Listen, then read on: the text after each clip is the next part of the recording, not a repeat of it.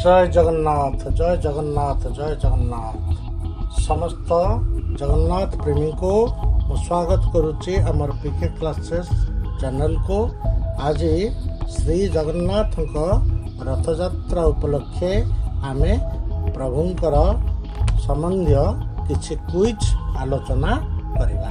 प्रथम प्रश्न होउची श्रीक्षेत्र पुरीर पृथ्वी प्रसिद्ध रथयात्रा केउं तिथिरे हुए?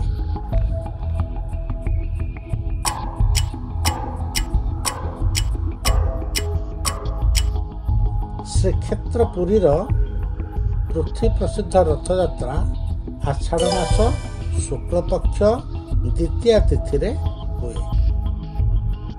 रथयात्रा अवसर रे केउं दिन माँ लक्ष्मी गुंडीचा मंदिर को जाई नंदीघोष रथ भांगी थांती।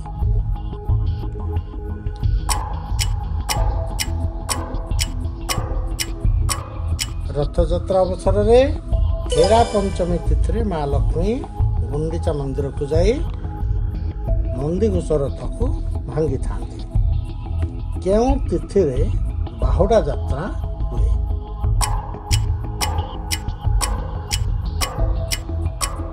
आषाढ़ मास शुक्ल पक्ष दशमी तिथि रे बाहुडा यात्रा होइथाय। श्री जगन्नाथଙ୍କ रथर नाम कौन?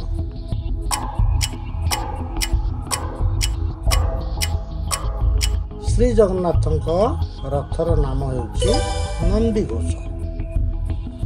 नंदीघोष रथर उच्चता केते?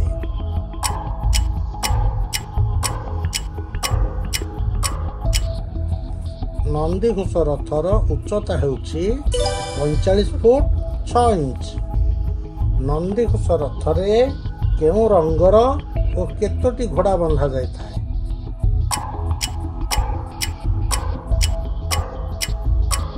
नंदीघोष रथरे 4टी धला रंगर घोड़ा बंधा जायथाय।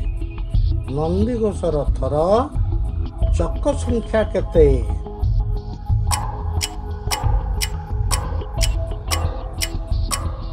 नंदीघोष रथर चक संख्या 16। नंदीघोष रथ तैयारी पाई केते खंड काठ लगी थाए?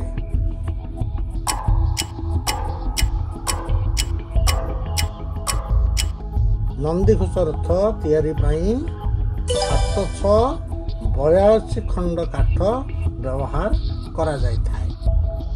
जगन्नाथ रथरे लागिथिबा रथ दौड़ीर नाम कौन?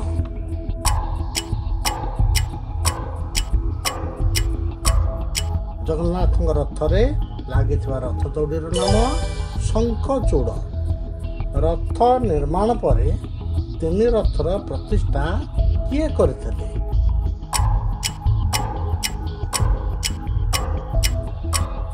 रथ निर्माण परे 3 रथर प्रतिष्ठा देवश्री नारद करथिले।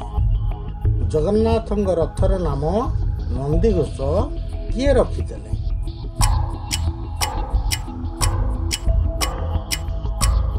जगन्नाथ रथर नाम नंदीघोष इंद्रदेव रखिथिले। महाप्रभु जगन्नाथ रथयात्रा रे कहार रथ प्रथमे गड़ी थाए?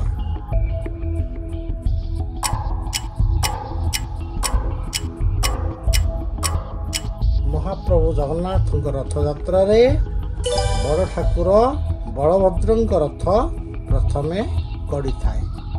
माँ सुभद्रा रथर नाम कौन?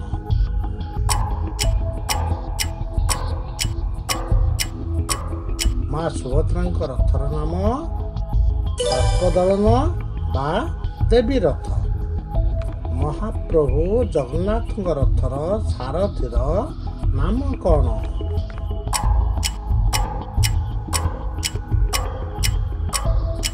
महाप्रभु जगन्नाथ रथर सारथीर नाम दारुक। देवदलन बा माता सुभद्रा रथर सारथी किए?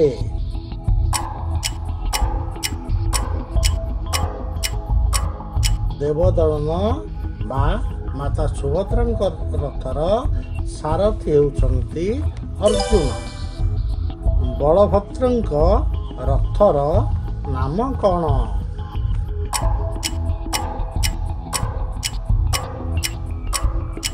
ବଳଭଦ୍ରଙ୍କ ରଥର ନାମ ତାଳଧ୍ୱଜ।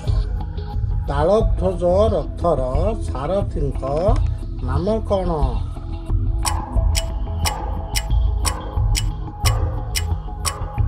ତାଳଧ୍ୱଜ ରଥର ସାରଥୀଙ୍କ ନାମ ମାଟଳି। ରଥଯାତ୍ରାର ଅନ୍ୟ ନାମ କ'ଣ?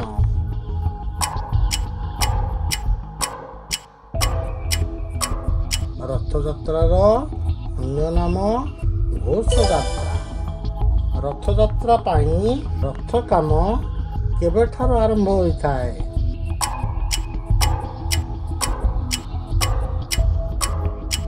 ରଥଯାତ୍ରା ପାଇଁ ରଥ କାମ ଅକ୍ଷୟ ତୃତୀୟା ଠାରୁ ଆରମ୍ଭ ହୋଇଥାଏ। ଜଗନ୍ନାଥଙ୍କ ରଥର ରଙ୍ଗ କିପରି?